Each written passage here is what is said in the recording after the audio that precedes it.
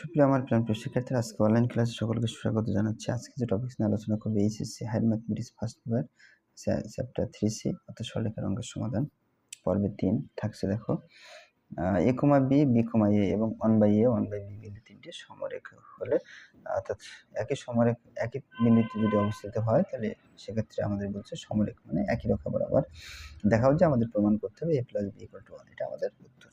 ওকে, এখন আমরা দুই পদ্ধতিতে করতে পারি। আমরা চাইলে এখানে নির্দিষ্ট করে আমার বলি নাই যে ত্রিভুজের ক্ষেত্রফল বা কোনো কিছু দিয়ে করতে হবে। আমাদের অংশ ত্রিভুজের ক্ষেত্রফল কিন্তু নির্দিষ্ট করে বলি নাই। যদি বলে ত্রিভুজের ক্ষেত্রফল, তাহলে আমরা এরকম ভাবে করব a/b আর b/a আর নিচে কত 1/a আর 1/b আর এখানে 1 1 1, এভাবে আমরা করব। কিন্তু আপাতত এইভাবে যেহেতু দেওয়া নেই, তাহলে আমি এইভাবে করব না। আমি অর্থাৎ সরলরেখার ক্ষেত্রে ঢালের যে সূত্র আমরা সেটা ব্যবহার করব।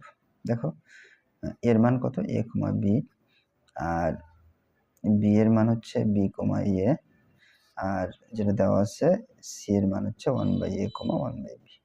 ওকে, এখন আমরা এখানে তিনটা আছে। দেখো, একটা হলো যদি আমরা বলি একটা a, একটা b আর একটা c, একই রেখা বরাবর একটা a, একটা b, একটা c, তাহলে আমরা বের করব একবার ab রেখার ঢাল আর একবার bc। ওকে, তার প্রশ্ন মতো এটা সমান এটা লিখলে আমাদের উত্তর হয়ে যাবে ক্যালকুলেশন করলে। তাহলে লিখবে একবার ab রেখার ঢাল, ab রেখার ঢাল।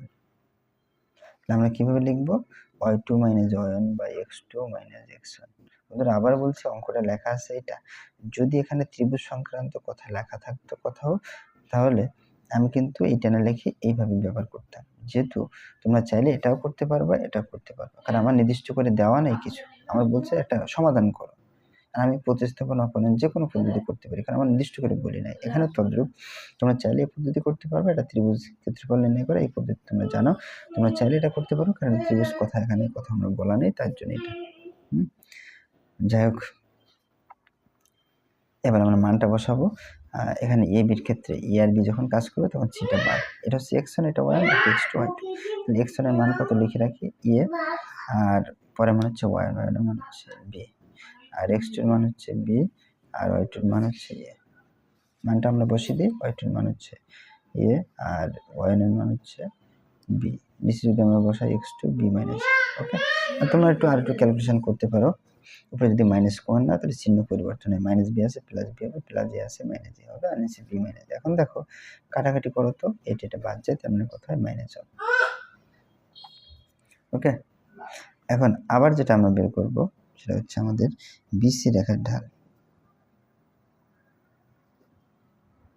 তাহলে আমরা একই সূত্র ব্যবহার করব, y2 - y1 আর x2 - x1। এখন দেখো যে কাজটা, আপাতত কিন্তু এটা বাদ, তাহলে bc যখন যাবো একইভাবে এটা x, এটা y, তাহলে ডাবল আছে, তাহলে x1 y1 x2 y2।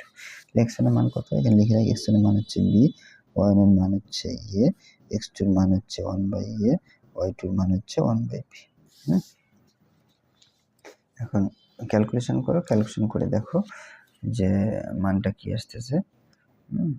y2 এর মান হচ্ছে কত 1/b মাইনাস y1 এর মান হচ্ছে কত a, R x2 1/a minus কত x1 এর মান হচ্ছে b। এখন এটুকু করার পর আমাদের চেহারা যেটা বলে সেটা হচ্ছে লসাগু করতে হবে। উপরেরটা লসাগু, এইটুকু লসাগু করলে কত হয়? লসাগু হচ্ছে b, তার মানে উপরে 1 থাকে, মাইনাস a আর b গুণ করবা, কারণ নিচে যেহেতু কিছু নেই, তাহলে a b গুণ করলে a b। এবার নিচেরটা লসাগু করবো, এটার লসাগু হচ্ছে a, নিচেরটা করবো তখন এরকম কোনো একটা কলম দিয়ে তোমরা ঢেকে রাখবে। এই টাইপের অঙ্ক যদি কখনো আসে তাহলে বুঝতে সুবিধা হবে। এখানে 1 মাইনাস a আর b গুণ করলে a b। উল্টাই দিব, উল্টাইতে নিয়ম হচ্ছে উপরের মানটা আগে লিখতে, 1 মাইনাস ab বাই b গুণ এটা উপরে যাবে আর 1 মাইনাস ab নিচে। এখন কাটাকাটি যদি আমরা করি তাহলে a ভাগ b পাবো। প্রশ্ন মতে এটা সমান সমান আমরা এটা লিখব, আমরা দুইটা মান পেয়েছি, তাই না? প্রশ্ন মতে একটা মান লিখবো a বাই b, একটা মান পেয়েছি আমরা -1। এখন যদি আমরা কোণাকুণি গুণ করি তাহলে কেমন হবে? a দিয়ে গুণ করলে a আর এটা দিয়ে গুণ করলে মাইনাস b।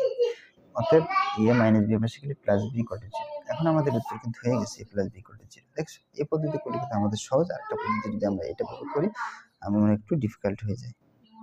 এভাবে করলে যথেষ্ট। আমরা শুট লিখবো বা দেখানো হলো শুট, SHOOT। ওকে, এই হচ্ছে আমাদের অ্যান্সার। অর্থাৎ উত্তর দেওয়া আছে। ধন্যবাদ সকলকে। নেক্সট পেজে দেখা হবে।